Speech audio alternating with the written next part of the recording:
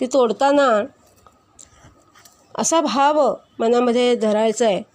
की झाडांना प्रथम नमस्कार करायचा आहे, त्यांची परवानगी मागायची आहे, त्यांना म्हणायचं आहे की ईश्वराच्या कृपेने तुम्हाला हे सगळं वैभव प्राप्त झालेलं आहे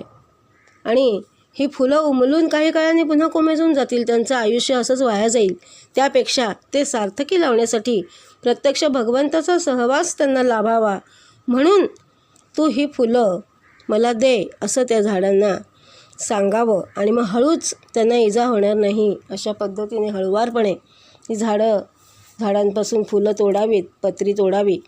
आणि आपण त्यांचं आयुष्य कारणी लावतो आहे ही सकारात्मक भावनाच त्यावेळी आपल्या मनात असावी. ही फुलं पत्री तोडून आणल्यानंतर ती खुडून आणल्यानंतर निवडणं, धुणं, तबकात नीट ठेवणं,